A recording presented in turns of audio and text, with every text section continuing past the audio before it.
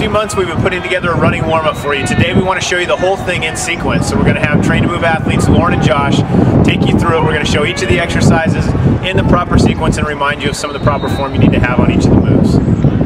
Okay, first up is the spread foot 3-position arm raise. From a legs wide position with the feet pointing forward, keep your thighs and your glutes tight. Then you're going to lift your hands straight up over your head to the 12 o'clock position and then return back down so the hands are at hip height.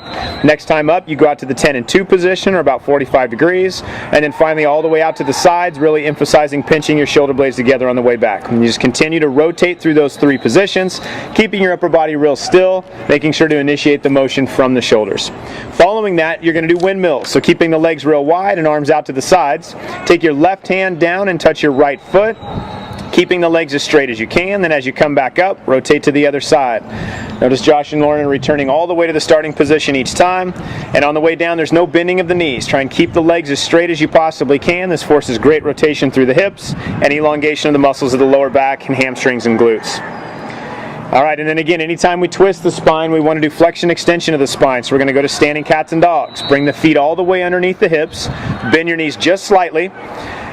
Then from that position, you're going to arch the back up, tuck your chin towards your chest, and then keeping the knees bent, drop the back down and look up towards the sky and just continue to arch back and forth.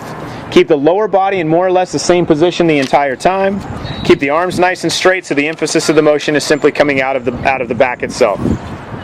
Following that, we're going to do the standing quad stretch. So I'm going to have Josh and Lauren walk over to this little bar, and from here they're going to hold on to it for balance. Now in this position, they're going to kick their foot up to the same hand. Notice they're not crossing across the body. Same hand, same foot. The leg that they're stretching, they're going to squeeze the glute as hard as they can and push the hip forward in an effort to elongate the quadriceps and the hip flexors. Simply standing there is not enough. You've got to really try to engage the muscles of the back of the leg to help lengthen out the muscles in the front. And we'll switch across to the other side. Here you can see it from the side view, and again watch as they push the hips forward, squeezing the glutes. And then from there we're going to go to the hamstrings. So we're going to go to a runner stretch. So from that position, they're going to come down onto one knee, and they're going to put the opposite foot directly in front of the knee. So the heel and the knee should be right next to each other of opposite legs. From there, try and straighten out both legs, lifting the hips up into the air, keeping the hands down on the track or grass or whatever you're warming up on. Now if that's too much of a stretch, if you're unable to keep your hands down on the ground and have both legs straight, walk the hands up the shin just a little bit as far as you need to be able to make sure that both legs are completely straight. Now from there, we're going to go back to another hip flexor stretch and do the standing hip flexor. So Josh and Lauren will face each other. They're going to place one foot in front of the other.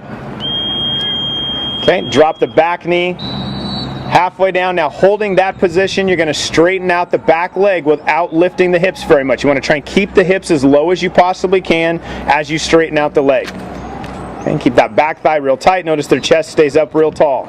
Okay, now with the runner stretch and this one, make sure you're doing both legs, but we're going to go ahead and move on to the next one. The next one is going to be a rotational stork. So from a standing position, they're going to walk towards the camera, and with their hands on their hips, they're just going to pretend like they're stepping over a small object to the side. So they're going to bring their knee out real wide and up and around. Make as much of a motion as you can here. Bring it out wide, up nice and high and around. A great way to do this is to use like some hurdles, anything that you may have like that, to force the hips to have to go up and over it. And then from there, they're going to face each other and go into the lateral lunge. So now, still with the hands on the hips, they're going to sink the hips nice and low and walk to the side. So they're going to step and replace. Now notice as they do it, they keep their hips nice and low. The feet are pointing forward, but the pelvis stays real low, more or less the same height the entire time. This ensures that they're forcing all of the motion and all of the power to be in the hips, and they'll move their way back towards us. Good, and then they're going to finish with the final one in the sequence, which is just regular full squats. So from a standing position, they'll place their hands behind their head. Okay, and with their hands behind their head, they're going to just keep both feet pointing forward, directly underneath the hips, and they'll squat down as far as they can. Now, on the way down, make sure there's no bounce at the bottom. You just want to control it all the way up and all the way down. They'll turn and face each other so we can see it from the side view. Again, keep the shoulders up real tall and just accept all the weight back into the hips. Try and keep the heels down on the ground so the bulk of the motion is just coming out of the pelvis and the lumbar spine. So there's the complete running warm-up for you to do. Make sure you check out traintomove.com. There'll be a post up that has all the sets and reps that you need to do, as well as some additional reminders on form and things to help maximize each of the exercises to prepare your body for whatever run you're about to do.